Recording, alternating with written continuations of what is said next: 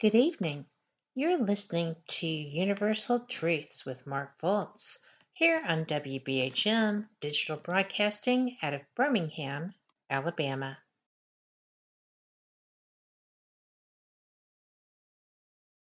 Um, Welcome to Universal Truths with Mark Fultz. And I am coming to you from beautiful Pensacola, Florida. And I'm coming to you from WBHM-DB in Birmingham, but I'm coming to you from Florida. I'll get myself straight here in a second. And coming to you from my tiny little house near Pensacola. Now, welcome to Universal Truths, and tonight we're going to cover what it's like, or the perils of being a psychic, a professional psychic, and dealing with murder investigations and missing persons investigations. And because a lot of people think that, you just say, you see this and everyone's just going to trip over themselves to take the information you say and put it to good use, and then justice will be served. And it's not like that. And I've had to experience really good. I've had some very good things happen in these departments. And I've also had some of the worst in these departments. And so,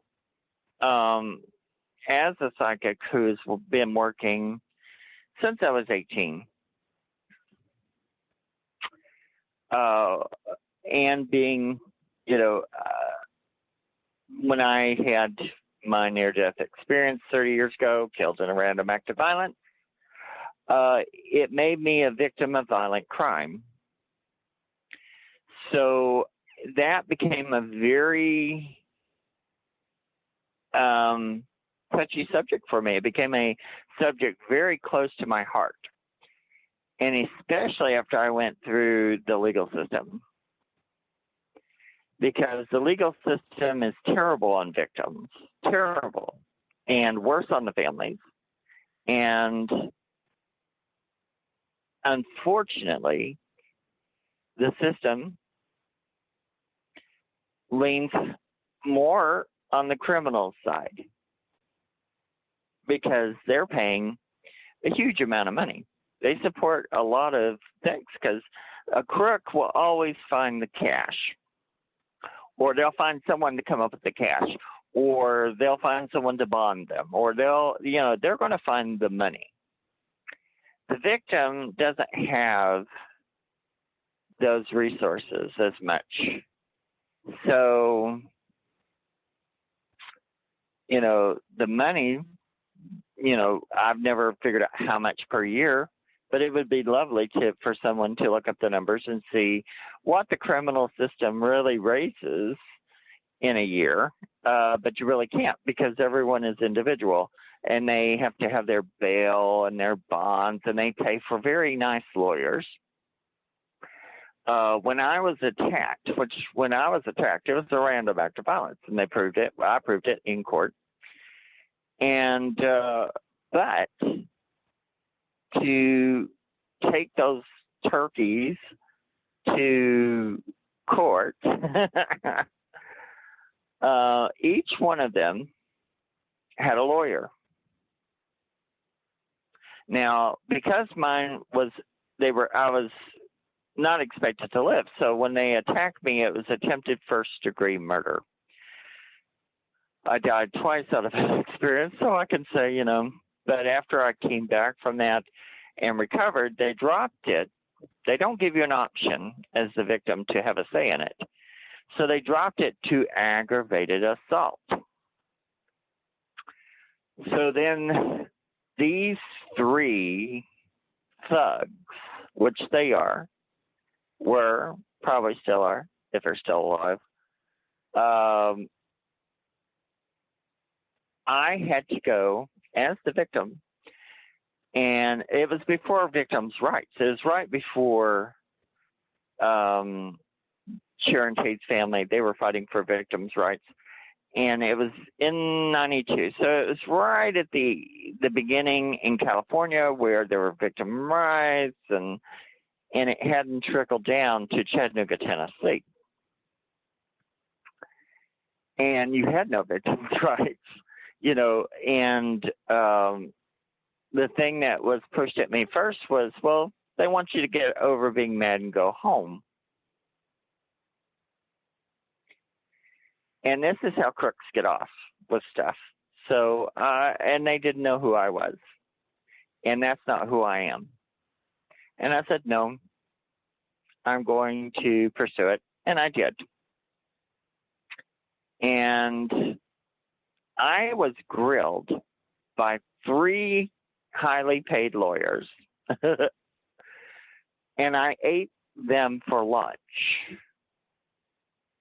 My attorneys, I had hired an extra attorney. I had to borrow money, which I paid back, to buy an extra attorney just in case I needed it, a personal one. But the DA had gotten involved because it was a federal case. And I had the DA lawyer, which he did a great job, really did a great job.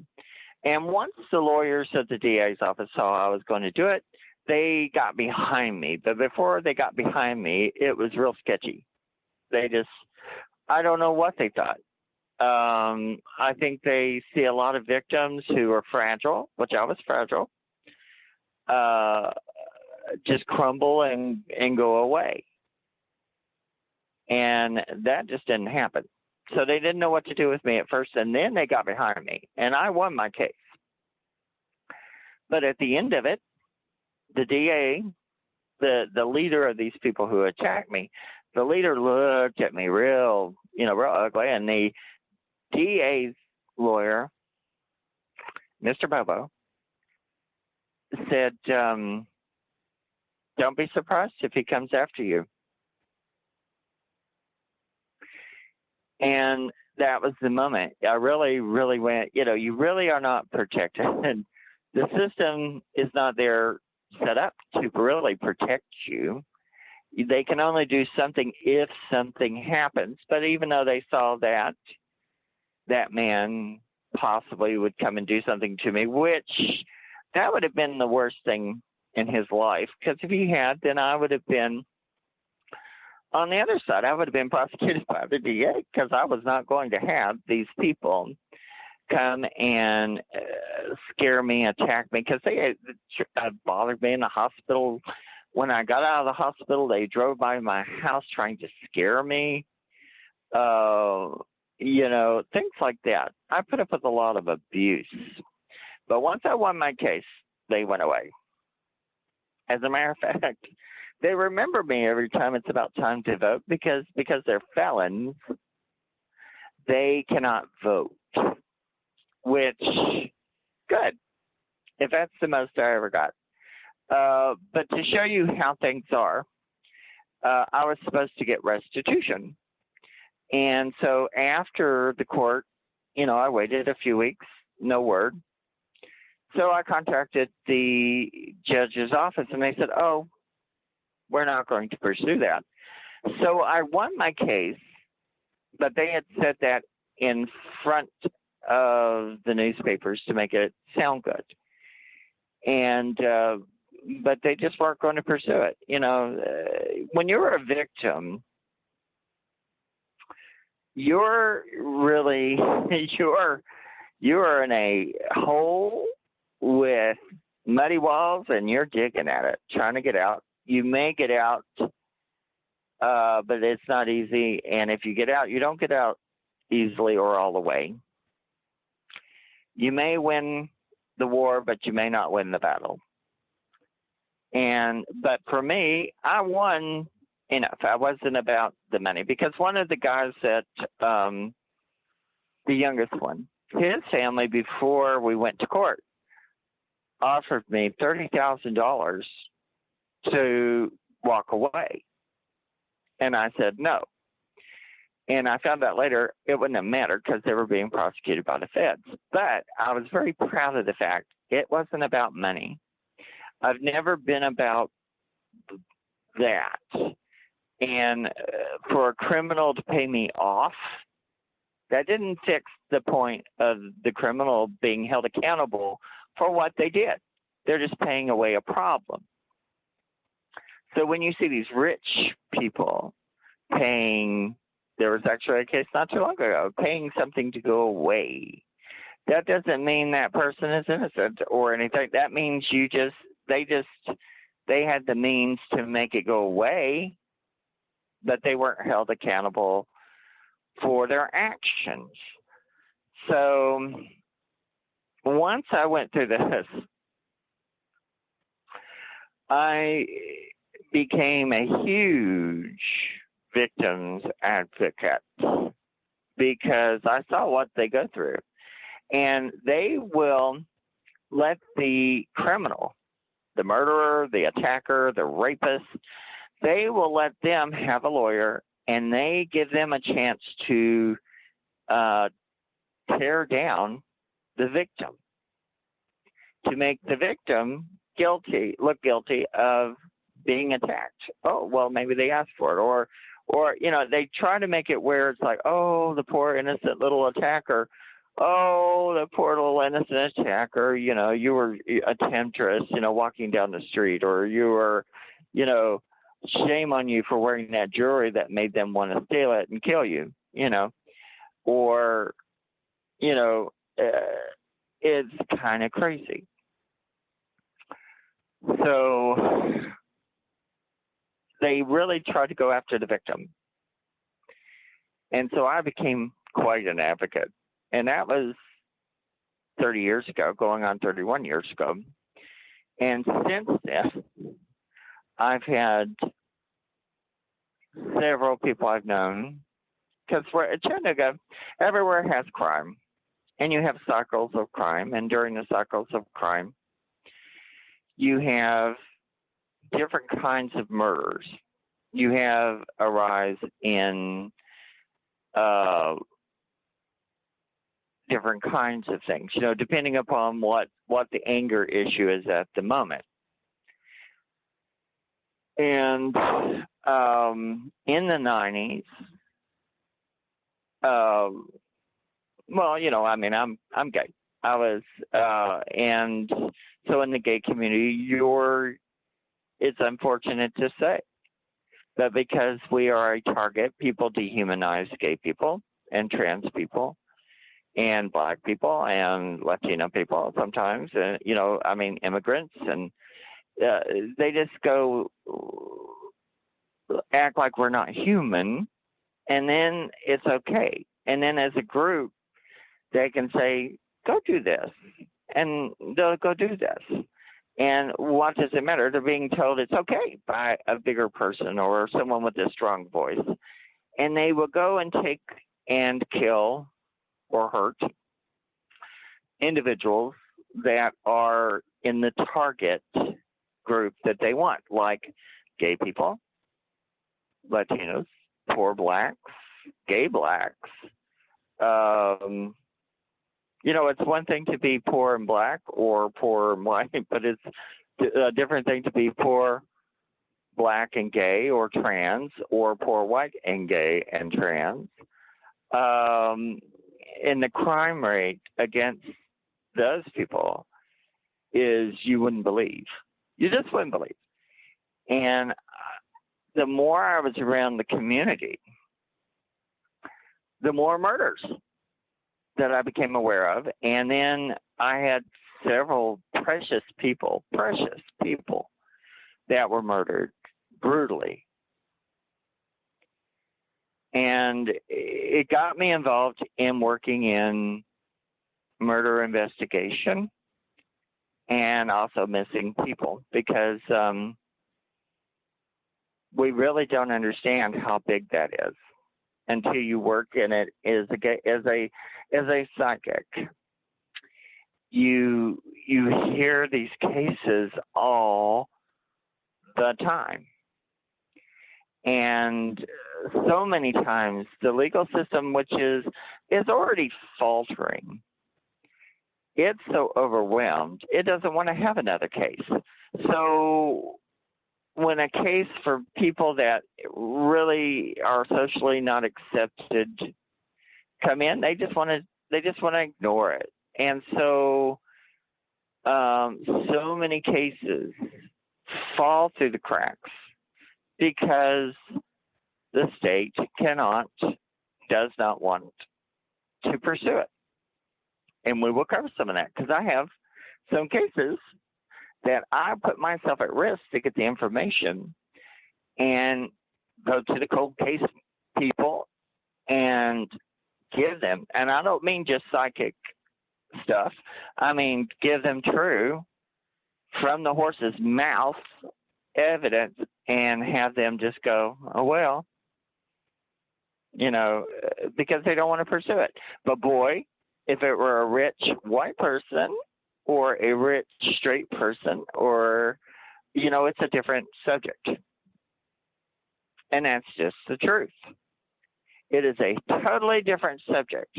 The only time that the gay ones I knew got attention were because those people were like local celebrities. And so the attention on it was great. But if you happen to not be basically a celebrity in that community, you have to hope for the best. And a lot of the families, they lost their child, their brother, their sister, and there's so many of them that they'll never know what happened. And even if they know what's happened, that doesn't mean it's going to be pursued like it would be with someone that they consider average, normal, whatever. And so, children are so vulnerable in our society. There are just so many children murdered all the time that nothing really gets done, or missing. It's mind-boggling, really, how much crime there is. And I, as a psychic who works in the community, I see it all the time. People come to me to talk to their dead because their dead was murdered, or under suspicious circumstances. Like today, there was one that was under suspicious circumstances, but the spirit itself was like, he wasn't that concerned with it. He was concerned with other things, but it happens all the time. So much more than it should. And I try to fight for the victim. And but you learn as a psychic the limits, because in the courts do not accept psychic information, so it's not admissible. Sometimes cops will go to a psychic, but you very rarely hear that it goes anywhere. But it doesn't mean it's not a tool, and it will not ever stop me from doing what I'm doing. And I have I'm starting to where when I do something, I get someone to sign an affidavit. I did this. I talked to them. I helped them with their evidence. Blah blah blah. So I have proof of things I have done. But the things you try at, you just have to grin and bear it, because you may throw your life at it for a little while. You may throw your guts at it, your soul, and to have it ignored. So you have to learn to work with that. So when I come back, because I think we have a break. And so what we're going to do, we're going to go to break. And when we come back, I'm going to start telling you some of the stories I've worked on that were like that were ignored, but I brought in very interesting information. So to let you see what it's like to tread water. But we will talk to you when we get back from our break. All of you out there in the dark, don't touch that dial. We'll be right. Warning, the following message does not necessarily reflect the views of WBHM-DB or its hosts, guests, listeners, or of any functioning adult in general. In fact, Frank should probably seek professional help. Listener discretion is advised. Hi there, Frank Lee here. I thought that I would spend a few moments telling you about the positivity from the network here. The overall message of para-unity and happiness, and how everyone here wants to get along with everyone out there, and how everything is just wonderful. Wait, cat's not looking. Okay, I've got something to really tell you.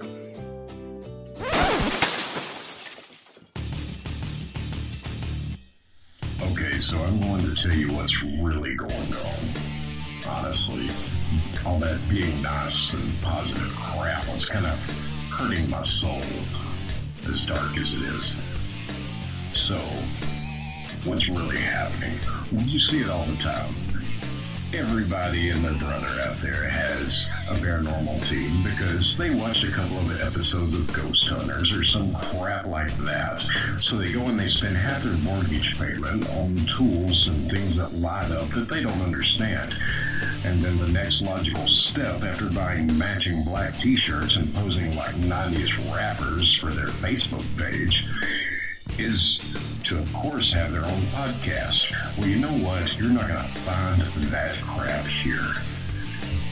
What we have here at WBHM Digital Broadcasting is the best host, the best guest, bringing you real information.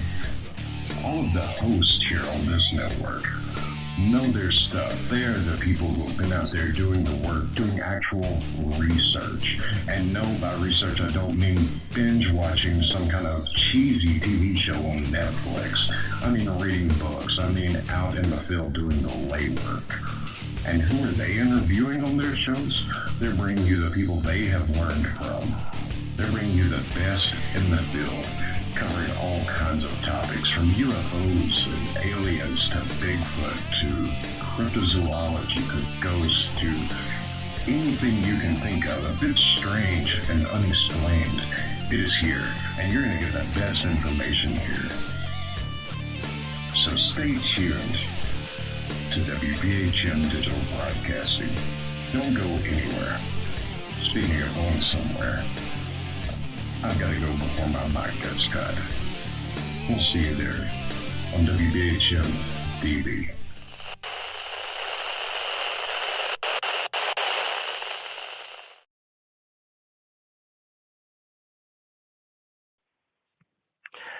Welcome back to Universal Truths with Mark Fultz, and I am getting my act together. Today has been kind of crazy.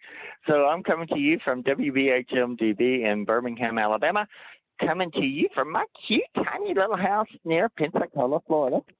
And tonight we're talking about being a professional psychic working or in the very dangerous field of murder investigation and missing peoples. Because sometimes you have to be careful with getting involved in murder investigation, because people will just bring them to you, and you don't know that you're going to get pulled into a tar pit unless you're kind of psychic, and you kind of know that ahead of time, or you pick it up pretty quickly because they can already get you kind of going into it. And then you're in it, and then you're fascinated, or you're helping, or you're working. And then the problem is with murder cases, sometimes you become a target. Now, you would think, well, and I'll cover some of that. I have had one that, well, really two, that I had to put myself as a target almost to get the information. And it didn't do me any good to get the information. So, but I did it. It was what I needed to do. I did it. I completed what I promised to do. But you can become a target of the people who do the murder or the murderer or the criminal. What if they try to prosecute the criminal? They find out you did that. Well, let me tell you what, you might get on their list, check it twice for Christmas. And then also, the police sometimes will go, well, how did you know this information? So then if they have no leads and all of a sudden you're giving them information, you can become the person of interest. And they'll go, well, you must know about it because you're talking about it. So you must have had something to do with it. I have never had that happen yet, but you have to have that kind of nailed down, because you have to prove that person came to me for this information. I did not have this information until this person came to me and I looked at it.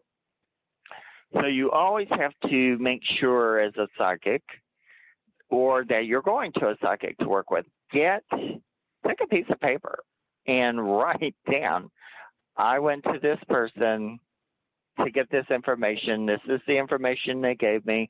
Have them sign it. And vice versa. Have them, get them to fill something so that you can say, oh, I came to them for this purpose. They did not come to, very rarely have I ever seen someone and gone, this is something you need to look at. Let's do it. People have come to me. And I'll show you how that can happen.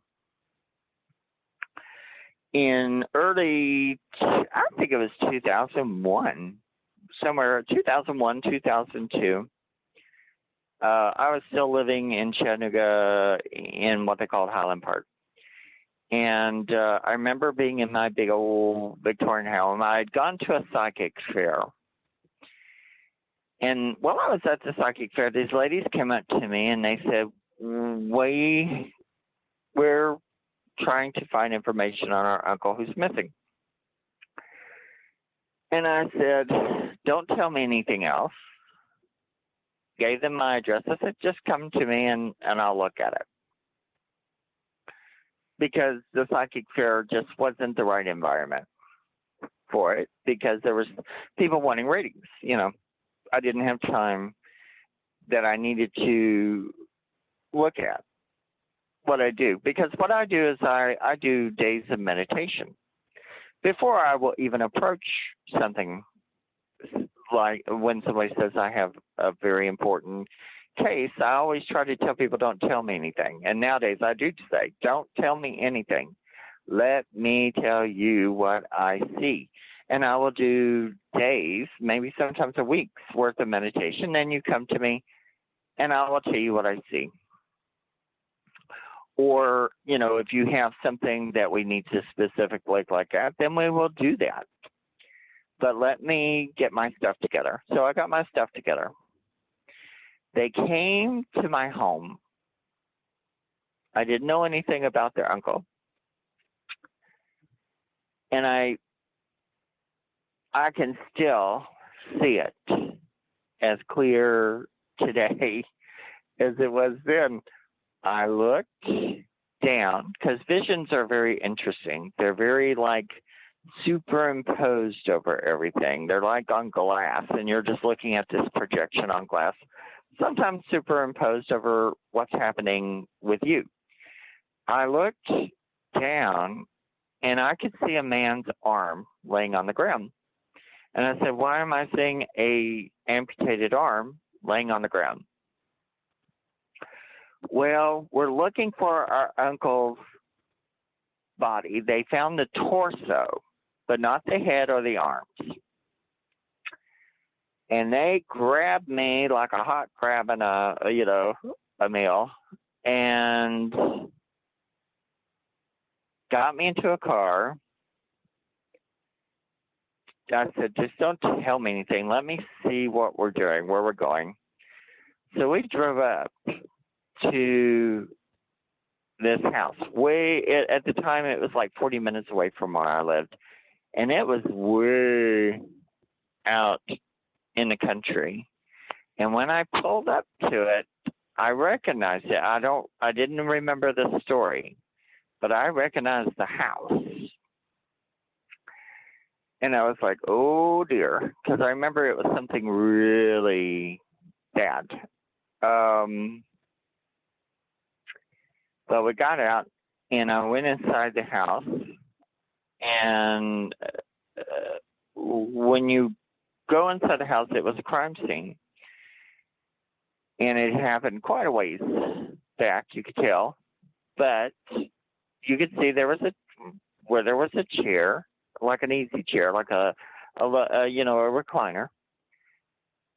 You could tell somebody had been laying there,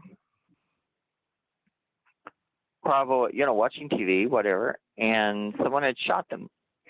And because all of that material was all over the ceiling, and every spot there was, they had circled with the pen, and I was like, oh. And they explained to me afterwards, but I told them, I said, well, you're not going to find. They for some reason they hadn't thought about it, but I said they shot his head off, so there's no head. But I described to them where I saw the body, and they said, we'll give that to the policeman. They were talking to him on the phone, and he recognized where I was describing. That was the end of that. I didn't know any more past that. They never contacted me past that point. The niece who was with them called me again, wanting more information. The person who had done the murder, they did have him in custody, but they were looking for this guy's wife who'd been missing. They never found her. Probably I'll never find her. The person that had been killed that we were looking at was his stepfather. And what happened with that is it turned out him and his mother he would kill people, and his mother would help dismember them. And he had a group of teenagers who helped him. And I didn't know that at the time. And when I was looking around the house, I heard and saw these teenagers, this boy, helping the older man carry this body out. And he was going, it's not as heavy as I thought it would be.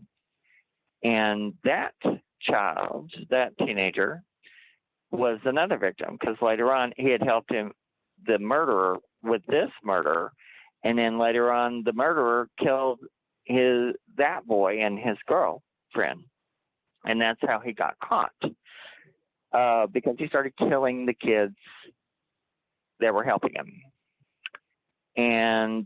But they were hitting me up for looking for the body. I told them the information. I don't think they ever found it, but the policeman said he understood where I was telling them, because I didn't know where they were looking. And the niece contacted me and was trying to pump me for more information, but for her own use, to make it look like she knew what she was doing and trying to get attention and stuff like that. So it was a very weird thing where I started going, people come to you with ulterior motives. So you give them information as a psychic without anything signed or without anything information. They can just run off and use it any way they want. The cops can use it any way they want. And it's not helping true psychic workers who are trying to give information to help solve cases, So you just get used, abused, and dumped. And so the girl got information from me. That's less I heard from it. They never found the rest of the arms or anything like that, but they had found the torso. And like I said, they were looking for the head, no head to find, for good reason, And but to know that the murderer and his mother, cut the body up. I mean, that's so much. You think of your mom going, cut the turkey. Oh, here, mom. Cut up your husband. We want the insurance.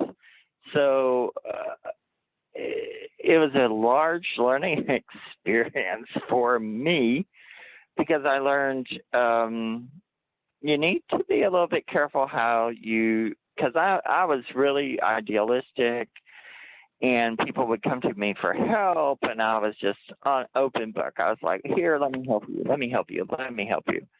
And it wasn't to get recognition, but the thing is if something happens in a case where it is a psychic investigation that helps it, then it's not used, they don't go, well, this came from a psychic, then it's not helping the psychic community who want to help with murders and missing people and missing children.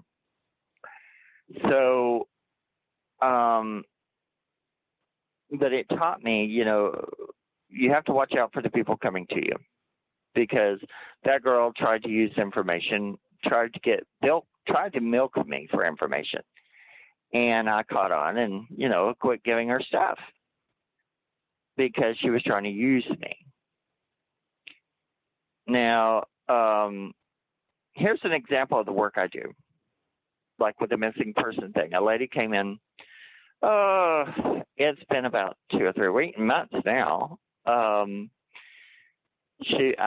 think I've talked about this on one of the other radio shows. She came to me. Her daughter was missing. She'd been missing for 3 months. Her daughter was in her 20s. They thought she'd been killed. They didn't know where she was. They didn't know if she was in a ditch. And the mother was just fried. And I said, and I usually don't charge for missing person and murder investigations. I just don't. Right now, I don't. If it changes, I'll let you know. But she came to me, and I looked at it, and I said, come to me tomorrow. Let me focus on it. So when she came back, I said, she's not dead. She's hiding. So I have, because I'm an energy technician, I was trained years ago to do things that seem to be a little bit of a lost art. I think they'll come back at some point. If not, I'm going to do a book and start teaching people how to do these things. But I know how to reach into a person's electrical system and give information or get information or give information. So I said, let me do this. So I reached into her daughter's electrical system because I had something of hers. So I was able to use it because everything you touch and do, it has a little tendril that goes from you of energy, fiber optic energy that goes from that object to you, to your electrical system. Reached into her energy system, said, call your mother. And I told the mother, I said, if it works, she'll call you within 3 to 4 weeks. 6 days later, the daughter out of the blue, didn't know why, called her mother and let her know she was okay. And now since they get together every week and they're meeting and talking and working on their problems. And I have that in a written form. I got the mother to write down, this is what I did. This is what you came to me for. This is what I did. This is the dates. And this is the result. And so I have that. I have a little booklet I'm putting together of evidence like that. So that's what you as a psychic, you have to do. If you don't, then it becomes oh, I did this whenever, and they do whatever. And to get the credibility, you have to start building a backlog to show that you have the chops to do these things. And the mother was very happy. You know, the daughter had just dropped off the universe, and that happens sometimes.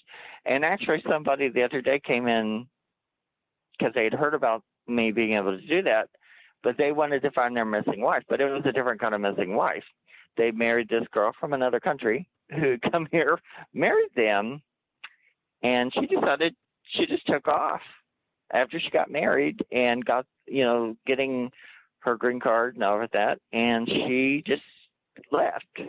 And she knows he's not going to divorce her. So he was wanting me to find her to get her to come back. And I said, it's not going to work, you know. And he was wanting to use magic, you know, spells and things to bring her back. And I said, magic will work to bring you someone sometimes, but you can't control someone like that. I said, it will always backfire on you. So, because spells are energy. So you're using energy elements to get a result, put them together to get a result. But I severely said, if you got her back in that method, it would backfire on you, and you'd be sorrier than you are now about it. And I said, you know, I told him what to do to put out a call to her. If she comes back, great. If she doesn't, you have to get acceptance, you know. So, and the same thing with murder investigations. Sometimes you have to go, we have to accept the result, but we'll try our best. And sometimes that's easy and sometimes it's not. But sometimes there are limits as far as you can go. Now, we're going to have to go to a break here in a minute. And when we do, when we come back, I'll continue talking about cases I've worked on that were very frightening for me. Not from a spiritual standpoint, but from, you know, someone could come to your house and kill you because someone came to you to get help. And so we're going to go to a break. So all of you out there in the dark, don't touch that dial. We'll be right back.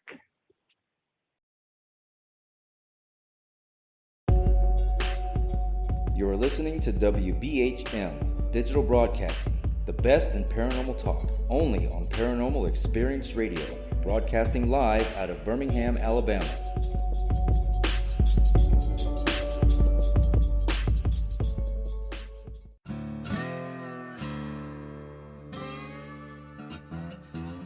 Oh, come on. I'm Southern, but... nope. That'll do. Hello, I am Kat Hobson, host of Paranormal Experience here on WBHM Digital Broadcasting out of Birmingham, Alabama. I enjoy having guests from all areas of the paranormal, from ghosts to ufology to cryptids and beyond. You'll find some of the best researchers in their fields bringing you some great information. Join me on Wednesday nights from 8 to 10 p. Eastern here on WBHM Digital Broadcasting. Since 1948, Fate magazine has brought you reports of the strange and unknown, all of them true. Fate Radio is carrying on that tradition, bringing you the unusual, macabre, strange, and bizarre. Join host Kat Hobson Sunday nights from 8 to 10 p.m. Eastern on WBHM Digital Broadcasting.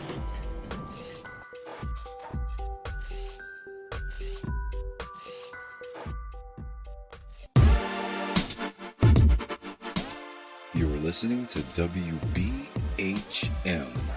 Digital Broadcasting, the best in paranormal talk, only on Paranormal Experienced Radio, broadcasting live out of Birmingham, Alabama.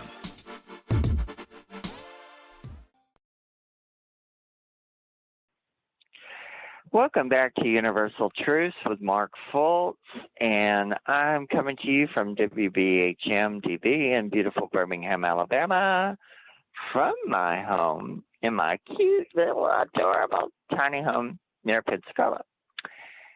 And tonight we are talking, of course, here on Universal Truths, I am talking to you about being a professional psychic and the perils of working on missing persons cases and murder cases, the danger it can put you in. So I'm going to start covering cases of people I knew that I had to get involved in. I had to. I couldn't not. And at the time, let me see, there were three major murders that I knew the people. One of them was very rich, well-to-do, connected into a very big institution. And the other two were two of my dear, one of them was a dear friend. The other one was just an incredibly sweet person that I just loved and that I felt was done unfairly. So I'm going to cover one of those right now because it involved very scary people that did the murder. So Leslie,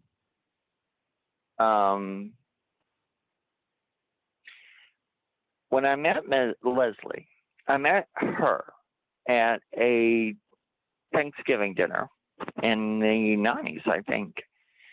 And she was just charming, a sweetheart.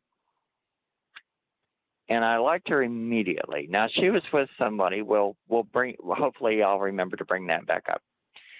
But we were at my best friend's house, which that house was cursed. I mean, it just was a cursed house. I mean, everyone that lived in it died tragically.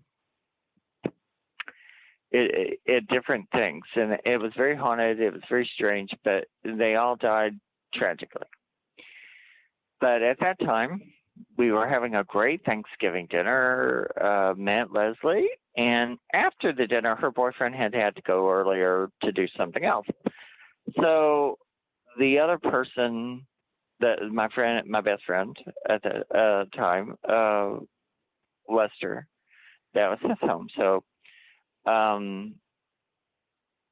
we had to take Leslie home. Now, Leslie was a trans person. Very sweet, very kind, not very passable. Poor little thing. But she was working at it. And she was very poor. And she was one of the people at the time, they went, the doctors tried to talk her against it because they were like, you're not going to be very passable. But she started saving her money. And she seriously, she worked hard for that money. And she was saving her money. And she had thousands saved up.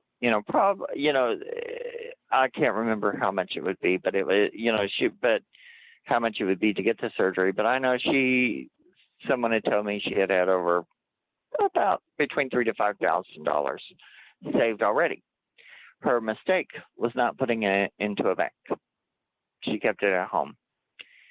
Now, the last time I saw Leslie, I was at a nightclub. She was doing performances, and when people don't understand drag society and all that, it's a way it's kind of like theater, and it's a way for you to do illusion to do makeup, to do costumes, to do acting, and it's like theater. And it also is a way to express yourself in a way that you can't normally, and it also is a way to make money. People will give you money to do a drag show. So if you're a poor person and you can make $20, $100, $200 for a few hours work, doing something that's not hurting anybody, then it's an avenue a lot of people pursue. And for trans people, a lot of them in the middle of transitioning, they will do drag shows. And and then two people look at you as a drag performer, you instantly, they'll like you, they'll be your fan, they'll see you on the street without your, drag on, and they won't know who you are. But in the bar, you're a star. And for people who have gone through rough lives, it's a way for them to find kind of a love. People give you a love that you just don't have normally. So on Saturday night, you got love. And I saw her at a drag show, and she looked very pretty. I remember her fingernails because they were the most unusual color I'd ever seen in my life. And I still haven't seen it since, 20 years since. It was on her hands. So I remember that. And she gave me a big hug. And the next time I heard about her, I was coming home from working, and I walked in to my mother's house to visit her, and she was talking about this drag performer who had been shot, and she said, let's talk about, he was wearing big earrings and what. It was Leslie. She had come home. These people were robbing her home, and she chased them down, and they shot her in the street. Nobody knew who did it. We knew that it was the word going around. It was very dangerous people. So I very politely, quietly put my feelers out, and people knew I would look for that information. And someone brought me the information. And it turned out to be people that one of them she had dated, the guy that I had seen at the Thanksgiving dinner, the guy that was with her was one of the people. And his friend and her, they used to all be real big friends. And at some point, they quit dating. And he knew about this money. So when she was performing, he went and he broke into her house and stole the money. And when she saw him, she was begging them not to take her money because, she was a poor person. And she'd worked so hard for this, and they were just stealing it. And he stuck a gun out the window and shot her, apparently, in the chest. Killed her like a dog. And the person that was with him, was in prison flapping their mouth. And so I got the information. So I put it out. And this wasn't a psychic thing. This was real, information. But by getting that information, I put myself in a very dangerous circumstance. But I took this case and another case, which after our break, I'll go into the other case. I took both of these cases that I had information on, which turned out to be solid information. Knew the names, gave them the names. They knew exactly who these people were. And they looked at me and they said, well, take comfort in knowing that he's dead because he had been killed. And I was like, I don't want to take comfort in that he's dead. I want justice done. I want the parents need to know who did this. It publicly needs to be known who did this because they knew these people. They know, and then one of them was still alive and in prison talking about it. And they just looked at me and let me know, in their own little way. And this was a cold case that had started up to solve unsolved cases. And they had this case on TV and along with the next one I'm going to do. And here I was. I gave it to them on a platter. And they let me know it just wasn't going to happen in their own way. They didn't say it that way, but they didn't have to. And I was heartbroken over that because I thought Leslie was so sweet. And because she's poor, black, trans, and a drag queen, she's not going to get justice. And that was another lesson that I learned. And it took me a little while to get over that. She was so sweet and so hardworking, and all she wanted to do was live. She just wanted to be herself. And because these two thugs that used to be her friends, because she lived in a bad area, because she was poor. And when you're poor and you're in a bad area, you don't know that your friends sometimes are what they are. But sometimes we have that in regular life. And justice wasn't served for her. And that was 9 years ago. So, they'll put on things looking for information for it. Well, they have the information. They know who the murderer is. Never going to happen. Never going to happen. So if you're a psychic and you're working this, you have to get used to that too. And I had been warned, the people that were involved, they were psychotic. They would just kill you. And because I remember the one that was in jail, he had been caught he had picked up someone and cut their throat to steal money from them. So, they were charming people. They would just cut your throat.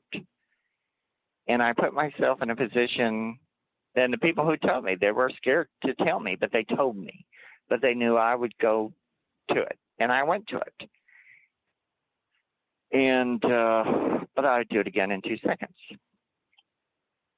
I just wish there would have been justice for her. But there's not going to be. Because she's not considered important. And she's someone's son, daughter, child. She has a mother, a father, and family.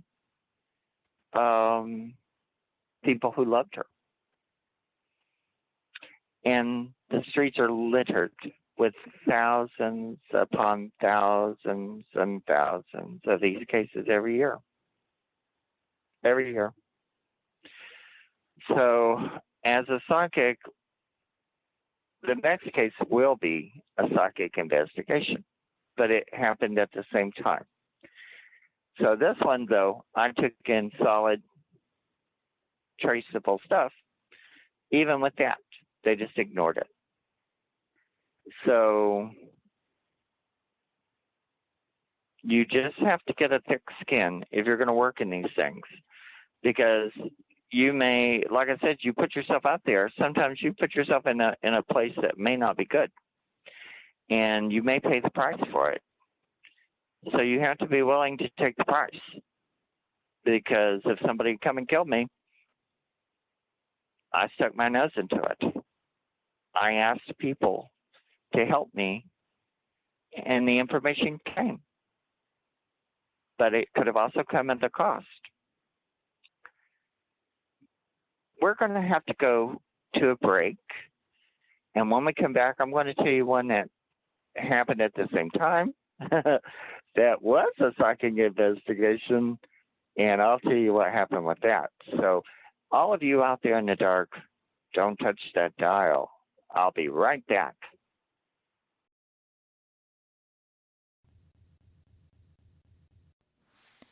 Live from NPR News in Washington, I'm Windsor Johnston. President Biden is heading to North Africa tonight with momentum following the midterm elections. NPR's Franco Ordonez reports Biden will begin his overseas trip at the COP27 climate summit in Egypt. While U.S. voters don't weigh in on foreign policy issues, world leaders do pay close attention to U.S. elections. Ivo Dalder, who served as a U.S. ambassador to NATO in the Obama administration, says there's no doubt that the better-than-expected results for Democrats in the midterms will help Biden when he meets with leaders, including his Chinese counterpart. He will be able to come there not, as many expected a few days ago, as someone who had been weakened by the elections, but he'll come there as someone who has been strengthened. Biden is going to meet with many leaders at the UN Climate Summit in Egypt, then in Cambodia, and finally in Bali with the G20. Franco Ordonez, NPR News. Georgia's U.S. Senate race is now officially in overtime as campaigning gets underway for a runoff election between Democratic Senator Raphael Warnock and the Republican nominee Herschel Walker. Sam Greenglass of member station WABE reports the vote will take place on December 6th. Neither candidate topped 50% of the vote on Tuesday, so they'll now spend the next 4 weeks trying to convince voters to return to the polls. Warnock kicked off this next phase in front of a mural of the late Congressman John Lewis. Georgians understand the importance of competence and character. Fundamentally, this is a race about right and wrong. Meanwhile, Walker is rallying tonight with Texas Senator Ted Cruz. An early ad suggests his campaign will keep framing the race as a check on President Biden. With Senate races in Nevada and Arizona still too close to call, control of the Senate could hinge on Georgia. For NPR News, I'm Sam Greenglass in Atlanta. The Biden administration is moving to ensure that pregnant migrant girls in federal shelters have access to abortion services. NPR's Joel Rose reports that's the intention of a directive issued today. The Office of Refugee Resettlement is directing shelters for unaccompanied minors that those who are pregnant should be placed in states where abortion is legal. ORR is charged with caring for unaccompanied minors who cross the border illegally until they can be placed with parents or other guardians in the U.S. The refugee agency had already adopted a policy that pregnant minors should not be sheltered in Texas after the state passed a restrictive abortion ban last year. The new guidance expands on that ORR policy. It's a sharp contrast with the Trump administration, when ORR prohibited staff from facilitating abortions without permission from the agency's director. Joel Rose, NPR News. You're listening to NPR News in Washington. NASA says a large section of the space shuttle Challenger has been discovered at the bottom of the Atlantic Ocean. The agency says divers for a documentary crew spotted a piece of the wreckage back in March. The Challenger exploded shortly after liftoff in 1986, killing all 7 people aboard, including schoolteacher Krista McCullough. The federal government says it will reintroduce grizzly bears into the northern Cascade Mountains in Washington state. Montana Public Radio's Aaron Bolton reports on today's announcement. The federal government wants to capture grizzly bears from Canada and northwest Montana and introduce them into the northern Cascade Mountains. Grizzly bears are considered threatened in the lower 48, and there are no documented populations currently living in the Cascades, which are part of their historical range. As many as 7 bears per year could be introduced until the population reaches 25, then introductions would be reduced. A similar plan was withdrawn 2 years ago after opposition from farmers and ranchers in the region. For NPR News, I'm Aaron Bolton in Columbia Falls, Montana. The Office of the California Attorney General says it's suing several companies, including 3M and DuPont, for cleanup expenses linked to toxic pollutants known as forever chemicals. Those are substances used in a wide range of products, such as pans that don't stick, clothing, and other personal items. At the close on Wall Street today, the Dow up 1,201 points. This is NPR. Hey, it's Ramteen Arablouei from NPR's Throughline podcast. I'm one of thousands more voices in the NPR network coming to you from over 200 local newsrooms across the country. We bring all Americans closer together through free and independent journalism, music, politics, culture, and so much more. The NPR network.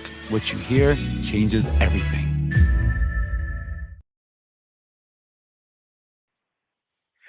Welcome back to Universal Truth with Mark Fultz. I'm coming to you from WBHM-DB in beautiful Birmingham, Alabama. And I'm also coming to you from my tiny, cute little house near Pensacola. And I'm a happy little psychic in a cute, tiny house. And I'm going to sit here and tell you awful stories. But the perils of being a psychic and the dangers sometimes you can encounter. Now, the story before the break was there were two cases that I was involved in. And the one before the break was one that I actually brought evidence that I got from the street. Didn't do me any good. Well, that was a long story with it. I did get to bring a case that had psychic abilities involved in there. And I have to go back to when I was attacked. Because when I was attacked, it really was a random act of violence. I was going up a sidewalk going to a friend's apartment, and there was a party going on in this parking lot, and these people just wanted to attack somebody, and then they wanted to kill somebody. And they did. They attacked me, and they basically killed me. What they did to me killed me later, and I came back. And I was in the hospital, and it was come and go. I was I'd almost get a little better, then it would all collapse. So in between going back and forth to the ICU and being in a regular room, there was a person who approached me because my case became I was told by someone that there was a little blip about it on CNN, because it was because of what it was. It was at a time when it was very heightened and hate crimes were going on. And this became a hate crime. It didn't start off as a hate crime. It started off, they saw skinny little me because I have Marfan syndrome, and I was 6'2", 118 pounds. And they attacked me. Well, the two morons that were with me, who didn't want to get involved either, were standing back. One of them hollered, he has a muscle disease, it's not a muscle disease, but he says he's sick. Don't do that. And they said, well, he must have AIDS. So, and then they tried to kill me. So 15 minutes later, they tried very unsuccessfully to kill me on the spot. But it became a gay bashing. So, and I was able to prove later it wasn't anything like that. It was, they just attacked because they wanted to attack someone. And later on, and even from their own stupid mouths, they admitted, we don't know who he is. It's just, they just were being destructive. But it became a gay bashing. And so it got the attention federally from the government stepped in because, the government, everybody was looking at gay bashings. It was a little bit, I think, before Matthew Shepard. So, but it was around that time. It was in that same hate cycle. And there was one that had happened a week before, not very far from where mine happened, that the same thing happened. So I think it was probably the same people. I would say allegedly, I would think it's the same people, except that person, like most people in Chattanooga, would not go to court over these things. And that child lost his eye, ruptured his spleen, damaged his kidneys, that kind of thing. And most people, if something happened to them, they would just say, go away. And they did that to me, and I just wouldn't go away. You don't kill me and then go away because we don't approve of you. So, if something happened to you, well, go cry and go home and get over it. And I was like, no. So it became kind of a nationally known thing. It because it was a gay bashing. Every town was having one. And so I was the gay bash of 92 in Chattanooga. And this person from, I won't say his name, I won't say the institution he came from and all that stuff, but he was a rich person from a very important institution, came into my room, and as a spokesperson for a radical group of gay people. And radical then means, like it does now, crazy people. So he came to me to say they want to come in to the court. They want to bus in 10,000 people and have a die-in and cause trouble, really, cause a stink. And sometimes that's an okay thing, but I guess I was very idealistic 30 years ago, and I didn't want to cause trouble. I wanted to put on my suit, my three-piece suit, go into court, show my evidence, and win.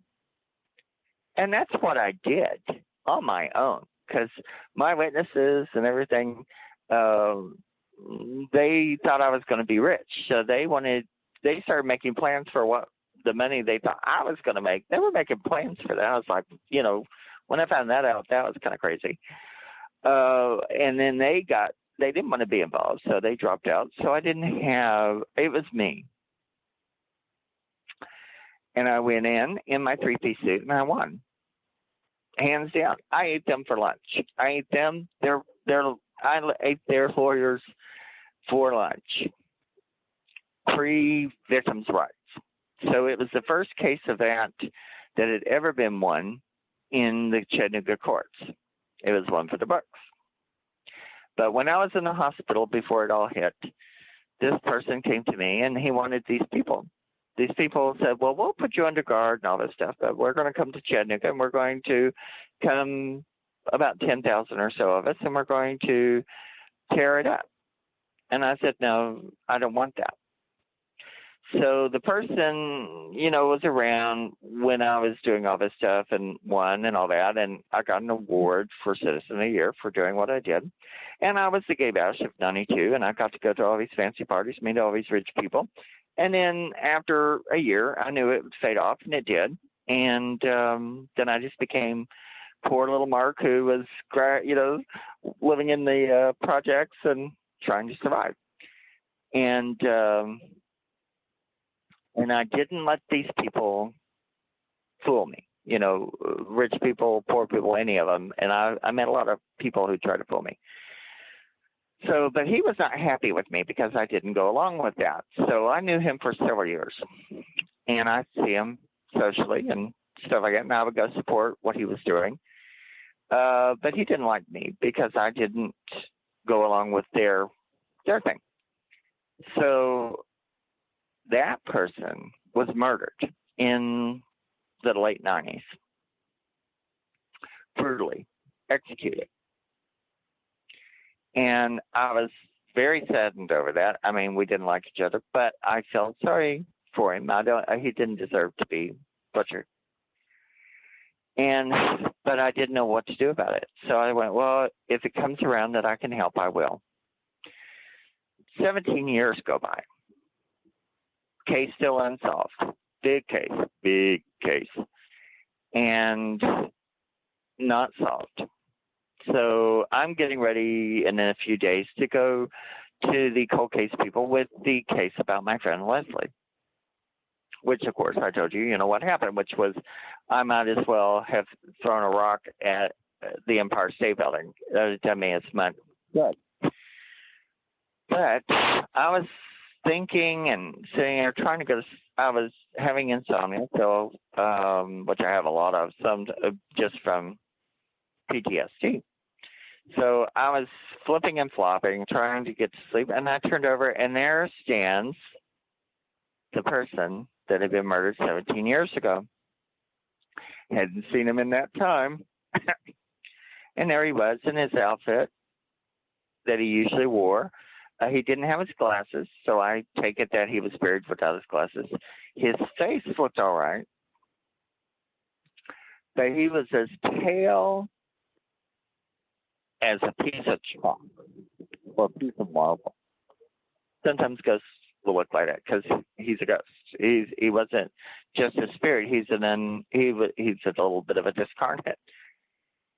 And I could tell when he looked at me, he didn't like talking to me, but he knew he had no choice. And I heard him say information to me that I had not thought of. I had not connected to the case. And I went, oh my goddess, So when I went to talk to the cold case people about that, I brought this information with me that I didn't tell them I got it psychically, because they would have just scraped it off anyway. And then who I was talking about, it's the Hughes case. And they listened. They understand exactly what I told them. They knew exactly the people I'm talking about, involved, and and understood every bit of it. Knew exactly who that was.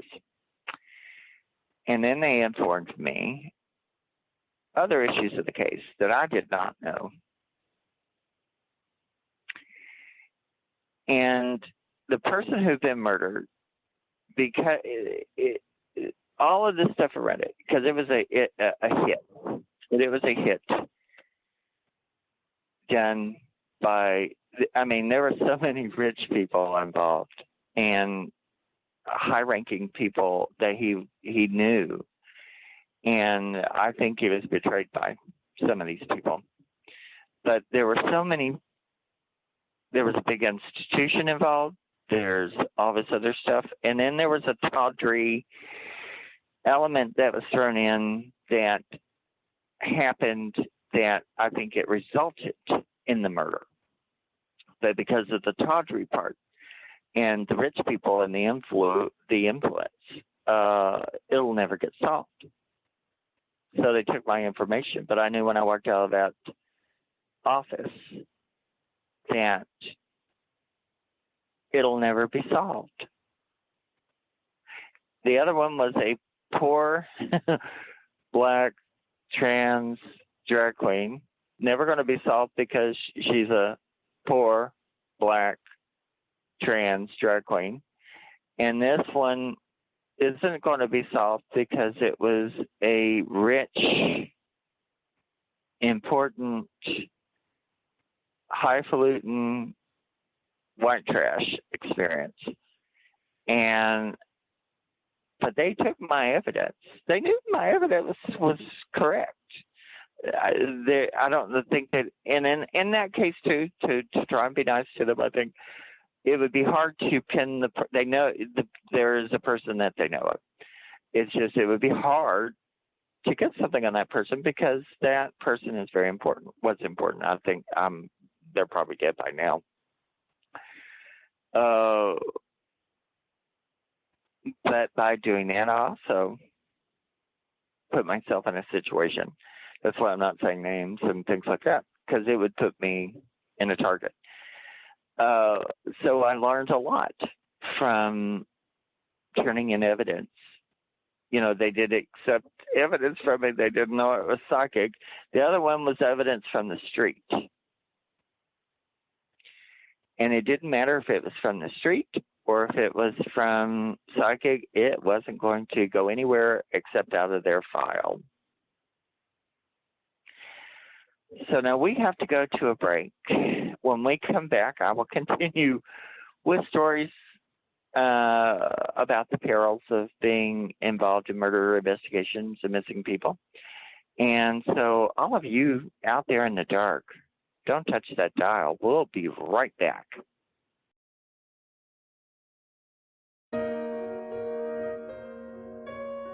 You are listening to WBHM Digital Broadcasting.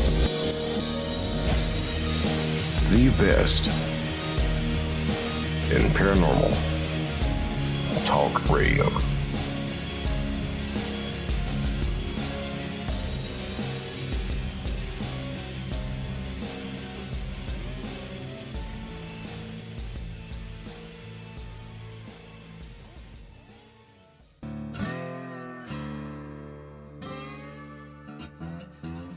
Oh, come on. I'm Southern, but... nope. That'll do. Hello. I am Kat Hobson, host of Paranormal Experience here on WBHM Digital Broadcasting out of Birmingham, Alabama. I enjoy having guests from all areas of the paranormal, from ghosts to ufology to cryptids and beyond. You'll find some of the best researchers in their fields bringing you some great information. Join me on Wednesday nights from 8 to 10 p. Eastern here on WBHM Digital Broadcasting.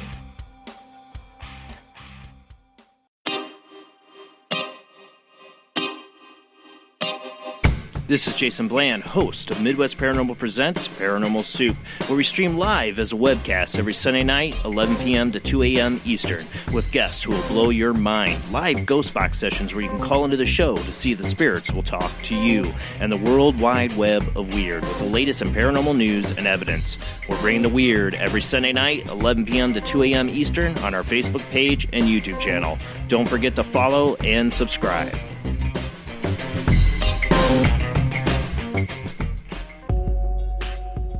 You are listening to WBHM Digital Broadcasting, the best in paranormal talk, only on Paranormal Experience Radio, broadcasting live out of Birmingham, Alabama.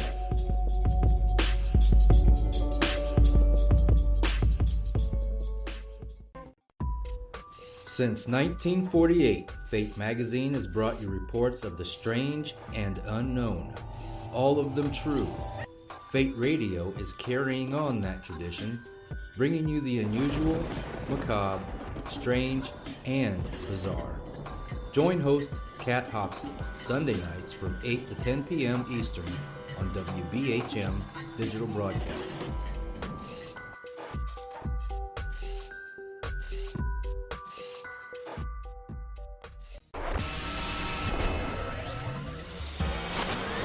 You are listening to WBHM Digital Broadcasting, Birmingham, Alabama.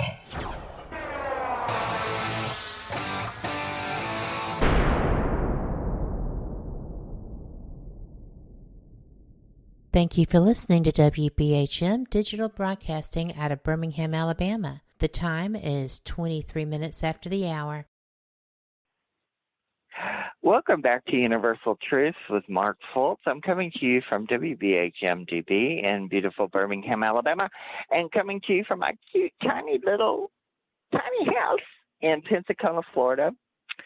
And I'm talking to you tonight about the perils of working in murder cases and missing people. Because as a psychic, again, the legal system does not accept psychic information as real evidence. Now, there have been psychics who have helped on cases. And actually, there was a lady, she just kept seeing where this body was in her head. She had no connection to it. She went out, found the body. They arrested her and prosecuted her for the murder and found out later she wasn't involved. She was just a psychic who went to the body. So, so you can, that for your effort, that's what you can get for your effort. You can you may have to pick the ugliest, meanest person in jail and say, I'll do your laundry, just protect me. That's the benefit of being a psychic in these circumstances. The last case I was just talking to you about, again, I was talking with Kat during the break, and, you could just tell when I went home after I went to the cold case people and I talked to them, and I knew, and they let me know, and they have a little way of just letting you know it's good luck, good luck on that. And that was 9 years ago. I took those two cases in 9 years ago. Still unsolved murders, going to stay unsolved. That's just the way it is. But when the person had showed up to me as a spirit, I'd never had a spirit who wanted help, who you could tell was he just didn't like me. So in real life, and so he was so like, oh, I just can't believe I had to go to this guy, And I thought he was a creep too, but he didn't deserve to be executed, But the way he was, and I did try to help him, and I went home and I said, I'm so sorry. I did what I could do, and that's what I did.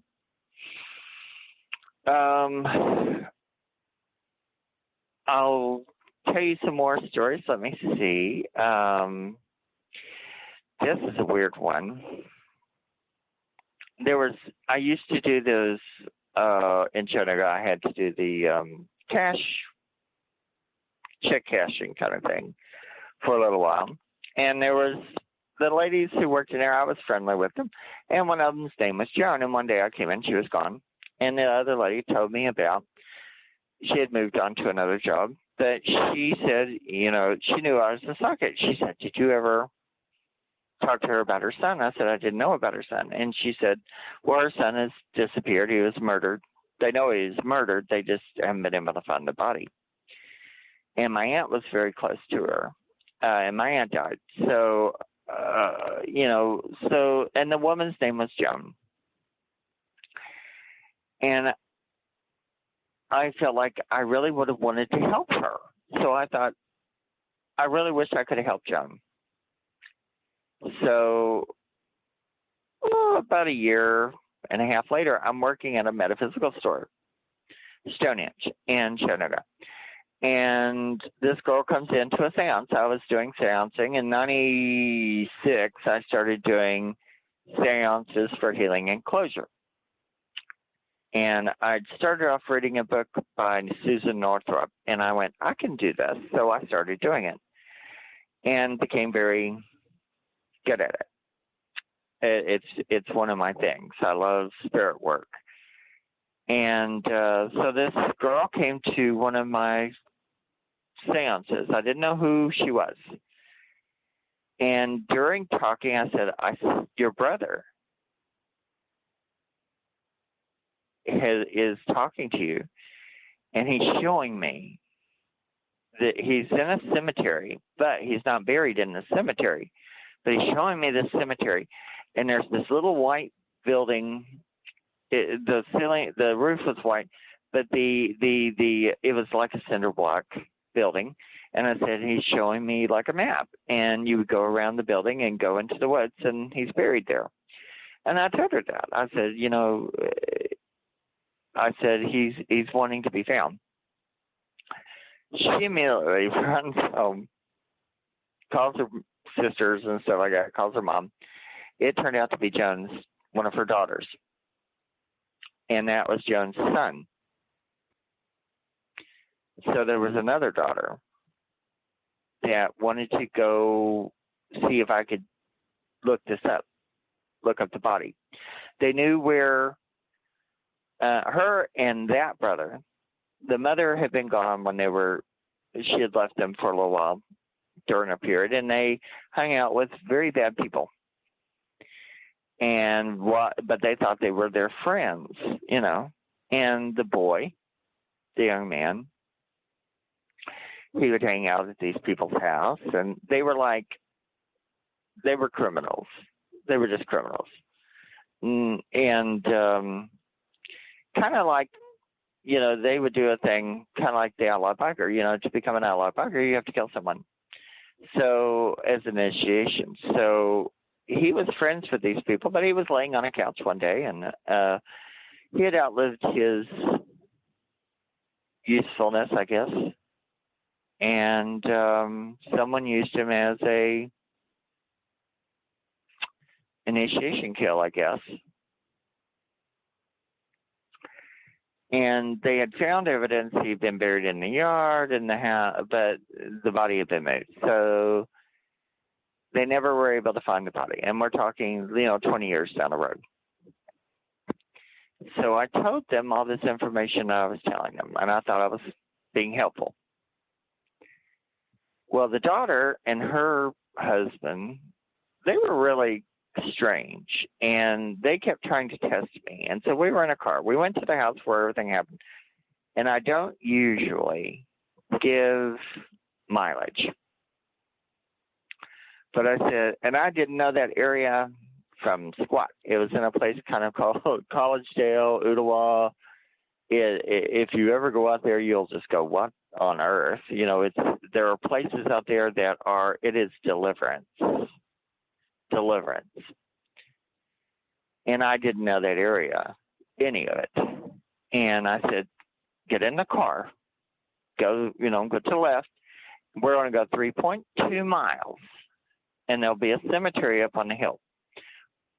Now, they knew where that cemetery was. I didn't. And they kept trying to trick me. Every time we were doing something, the mother was in the car. She was suffering. I thought she was there to see if we could find her son, but she was there because the daughter made her come. And the daughter and the guy were irritating the hell out of me, going, trying to trick me.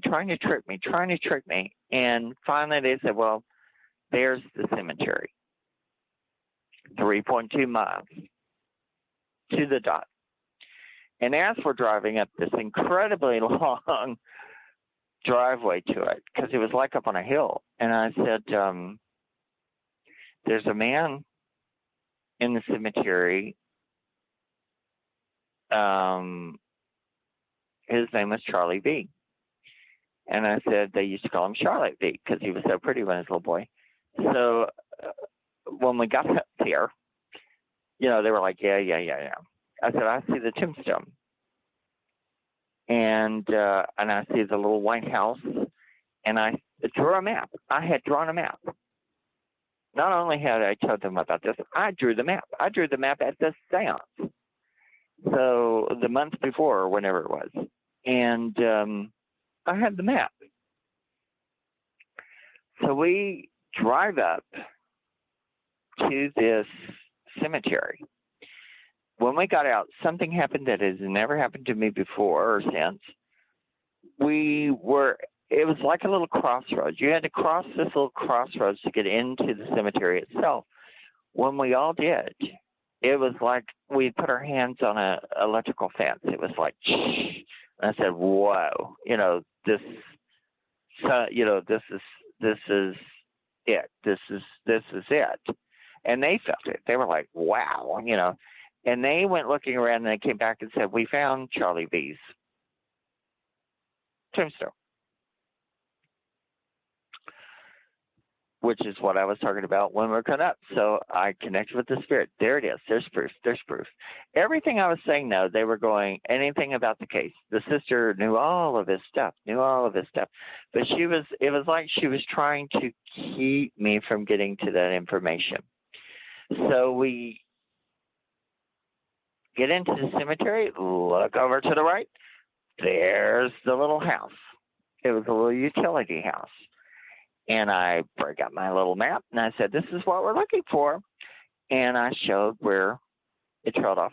And what these people had done, this is what the spirit told me, was that something I'd never heard of before, which is these criminals that he was running with, they would bury other people, money, guns, drugs, whatever. They go to a cemetery and bury it on top of another grave, so nobody would know to look there.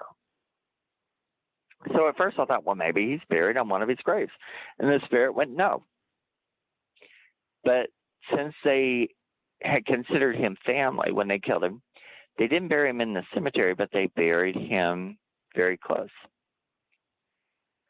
So I showed them. I took the map. I showed them where it was. I said, call the police. And they said, well, we can't. And I said, why not?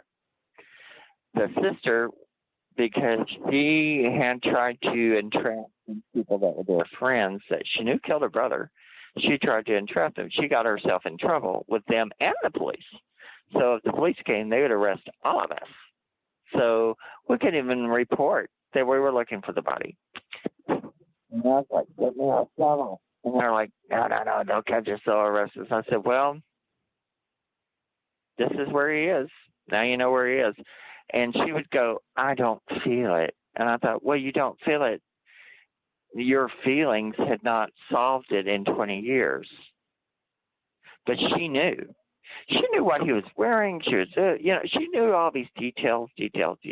But they kept trying to trip me up. And I think they were trying to see if I could really find him and really solve it. And I learned another lesson from that because there was nothing I could do about it. But if you'd given me a shovel, I would have found that boy. But his mother, she broke down because the sister was harassing her, and she says, I don't want to know. She says, I want to think one day that he's out there, and one day he's going to walk in the door. And I said, well, honey, I wasn't trying to burst that bubble. The sister dragged me out to do this. And I said, I wasn't trying to disrupt that. I said, if that's what works for you, then you just wait, and one day he'll come through the door.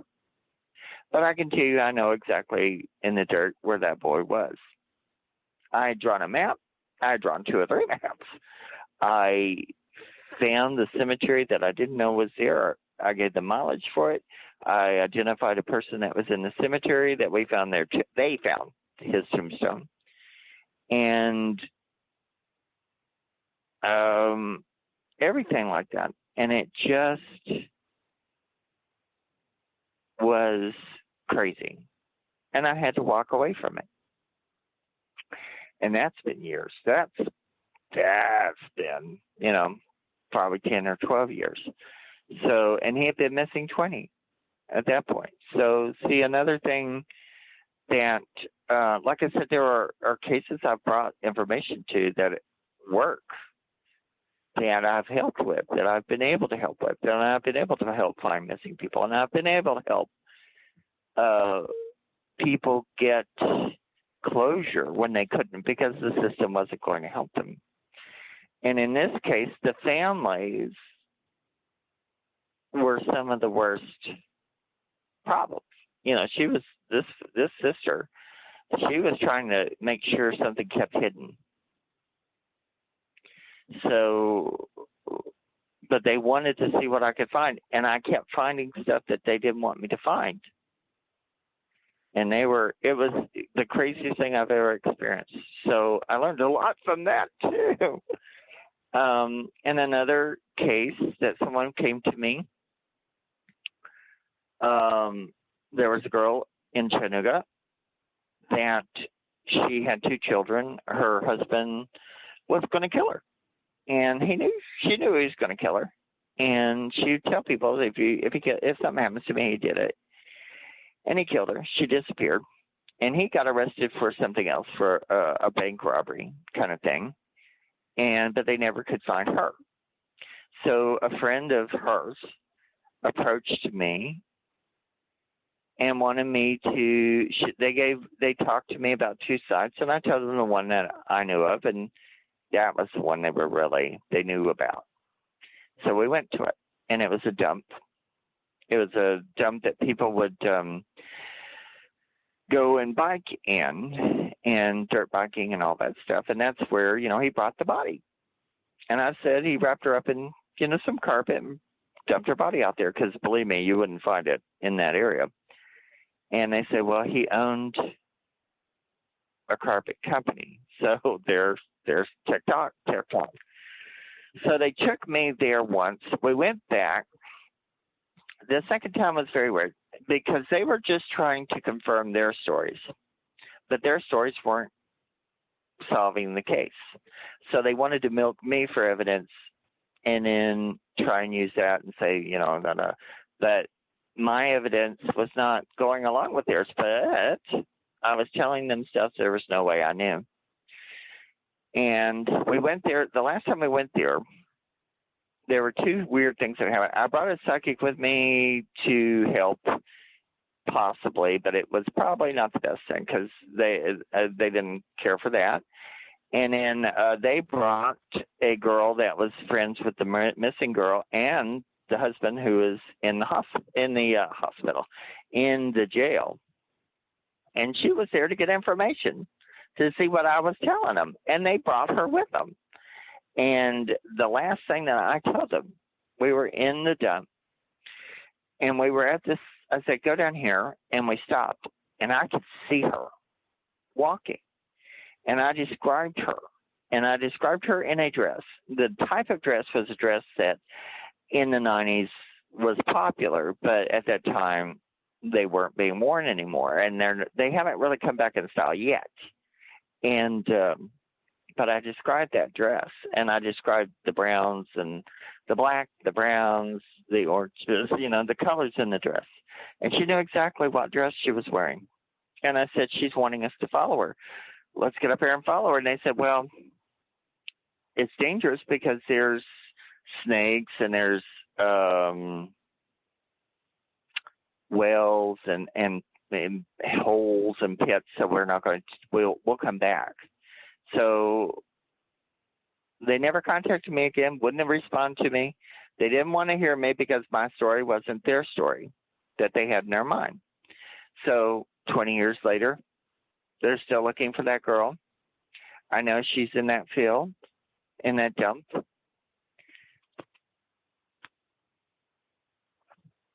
That's it. And her children grew up not knowing where their mother is. The daddy killed them and killed her, and they knew he killed her. And he just gleefully took her out, dumped her, and that was it. Dumped her like trash. And there was nothing more I could do about it because the court is not going to accept psychic things if I went out there to look for. I don't know, now, because it's a dump that they dig around in, move dirt. But she's out there. But they wouldn't, because my story didn't, they were just looking for confirmation of their story, which their story didn't solve it. So they didn't want to use my information. So they scraped me off. So she's still missing. But I saw her as clear as anyone I'd see walking on the street. So, but I've got to go to a break. And when we come back, I'll finish up some of my stories. And so all of you sitting out there in the dark, don't touch that dial.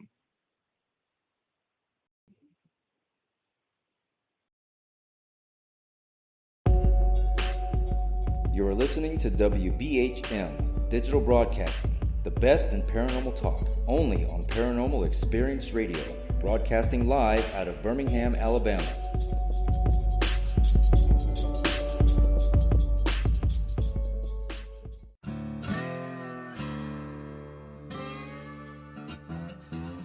Oh, come on. I'm Southern, but...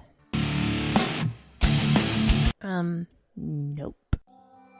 That'll do. Hello, I am Kat Hobson, host of Paranormal Experience here on WBHM Digital Broadcasting out of Birmingham, Alabama. I enjoy having guests from all areas of the paranormal, from ghosts to ufology to cryptids and beyond. You'll find some of the best researchers in their fields bringing you some great information. Join me on Wednesday nights from 8 to 10 p. Eastern here on WBHM Digital Broadcasting. Since 1948, Fate magazine has brought you reports of the strange and unknown, all of them true. Fate Radio is carrying on that tradition, bringing you the unusual, macabre, strange, and bizarre. Join host Kat Hobson Sunday nights from 8 to 10 p.m. Eastern on WBHM Digital Broadcasting.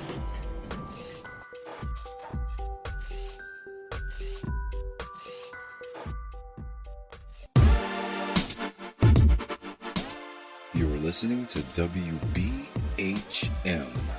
Digital Broadcasting, the best in paranormal talk, only on Paranormal Experienced Radio, broadcasting live out of Birmingham, Alabama.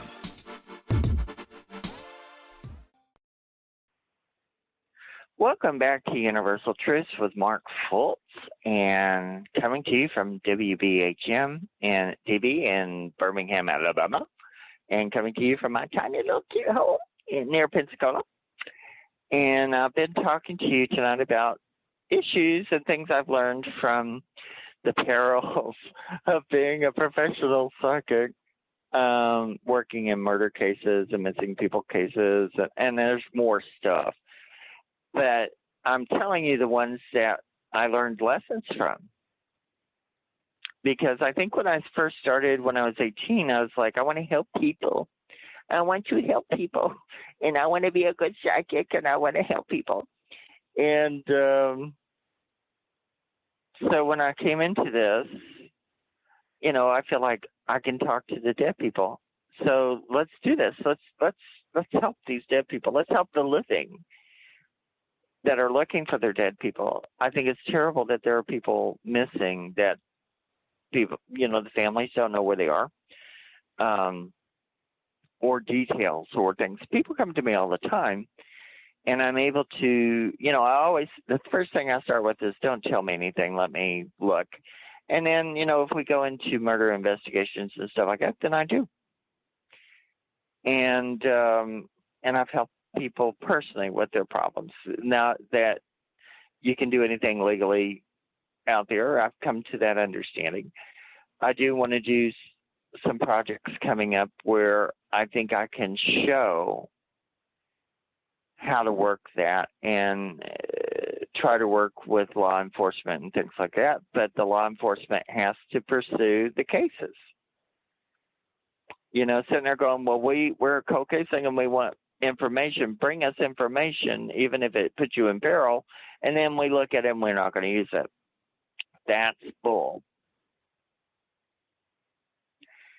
So, and they probably do get psychic investigations and psychic people who bring things, and they go, well, nobody's solved a case psychically. That's not true. There are cases where people have, but because the law goes, well, it's not real, you can't use it. But see, if you look at it as supernatural stuff, like woo stuff, of course it looks stupid. You know, they're just pulling things out of the sky, and it's not. Everything has energy. We are like dogs, and and cats. We have a sense of smell, and we have an energy field. And our energy fields don't die when we die. They just continue on, or that energy trail doesn't just go away. Energy doesn't disintegrate like that. So if you're able to have the talent to look at those energies, track that energy, find that energy field, talk to the information that's downloading from that energy field, find out what happened, because everything is recorded. Whatever is recorded in the brain is downloaded into the ether somewhere. I call it the universal brain, but it's downloaded into the ethers. It's there. It exists. Nothing goes away. Nothing you think goes away, because when you die, you start downloading. You download it. It gets uploaded somewhere, because our brain is like a computer. So that information's not gone. So if we start looking at it as energy technicians,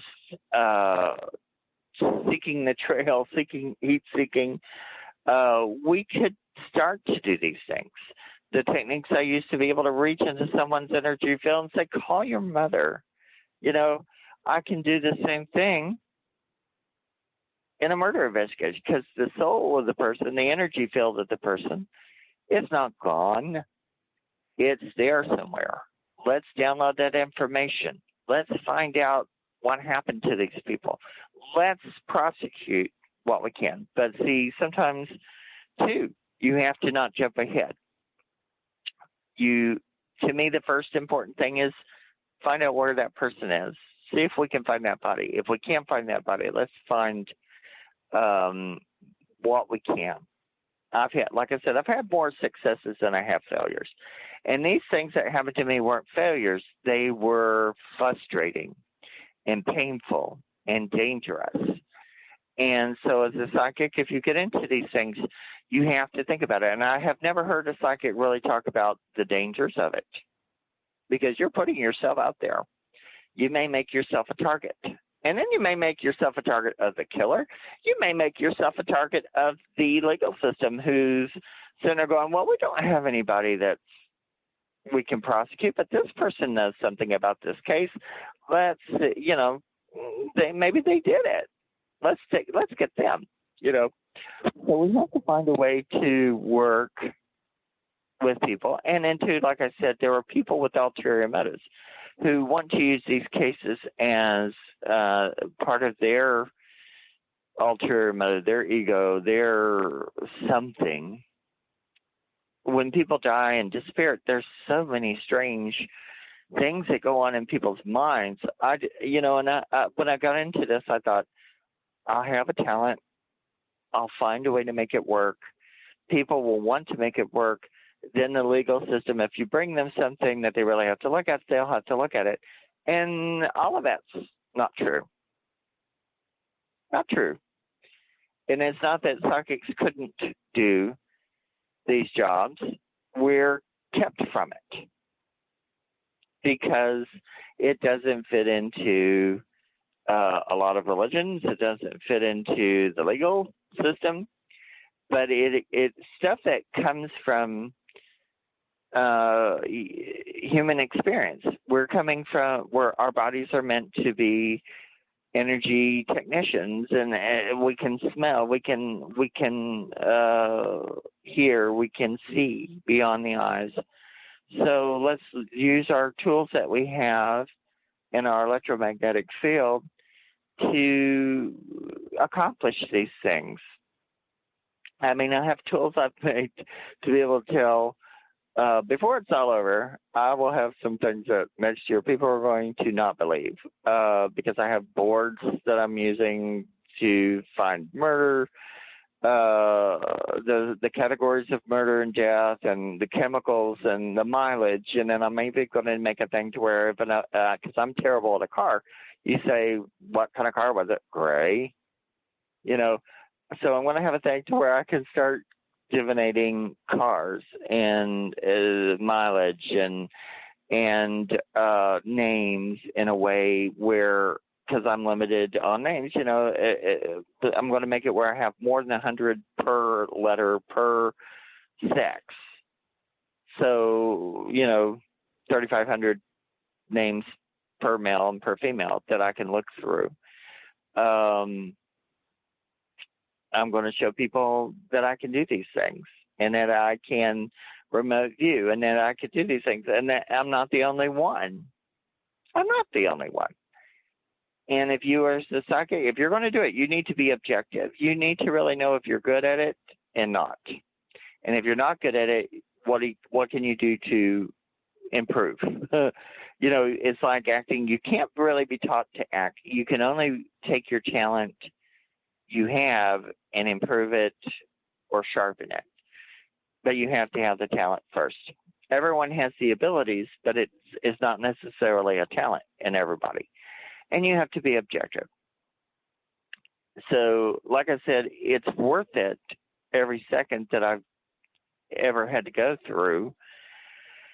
It's disappointing when you get into those kind of cases.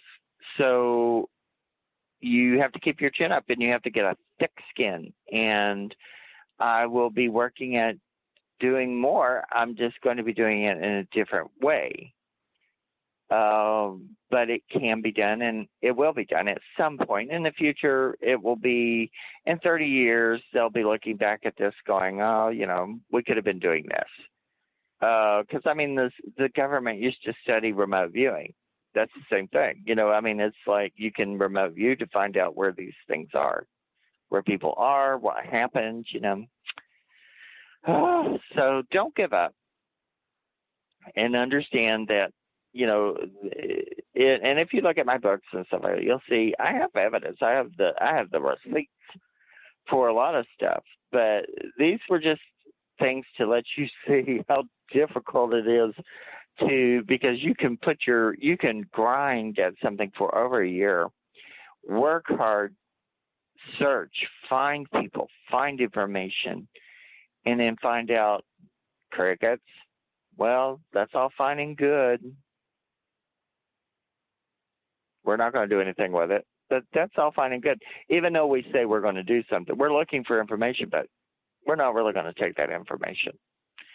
So we just want to look like we're doing something because people want us to.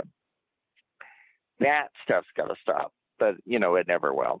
And then on top of that, there are cases that are solved that people work very hard at. So it's not a dispersion against the system. It's just that the system has its problems. And we as people have our problems. And then while we're working at trying to do these things and having people who are morons trying to pull things that make no sense and still thinking and acting like they're trying to do something good when they're really trying to stoke their ego or something. I don't even know to tell you what some of that is. So maybe through listening to it, maybe you'll understand it better than what I'm explaining it. You can see the frustration. It's just, you go, here it is. Here I am. Here's the evidence. Ta-da! And, then the bus runs over you. And then it's on to the next one. So if you're going to do this, be tough. Stick at it. And just don't let anyone ever stop you from trying. But try to be careful about putting yourself in danger because sometimes it's not worth it because you'll do that and they still don't go after it. They don't solve it, and then you get killed. Or worse. There's worse things than dying. There's a lot of things, living through some horrible things. So, or your family, so you have to think around the box. You have to really think around the box. So now for people who in Pensacola and stuff like that, if you ever want to find me in person, I work through Live and Let Live, Metaphysical Store, 4622, Softly Field Road, and Sal owns the store. Matthew runs the store with him. I do readings in the store, usually on Fridays and Saturdays, all day Saturdays, 11 to 7 or 11 to 6. And then, there are two other readers, Terry O'Connor and Tony Talley, and now Tia and Alea are in there at different times. And we all have different talents.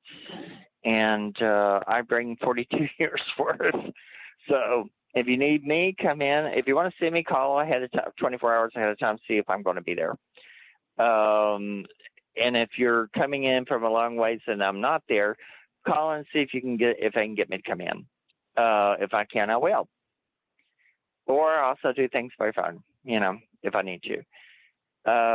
And I do right now talk with people over murder investigations, missing people, so don't be afraid to talk to me about that. So if you need me, need them, need the services, need the products, need assistance in any spiritual and paths, that's the place. That's where I'm at. Somebody can help you. If you got a ghost in your house, we can talk about that too, how to get rid of that. So, thank y'all so much for coming and listening to this show. It's a great joy. I hope that I'm telling you things that you enjoy and get interest out of. So I'm very appreciative of you. So we're coming to a close. So all of you out there in the dark, we'll see you next week. Good night.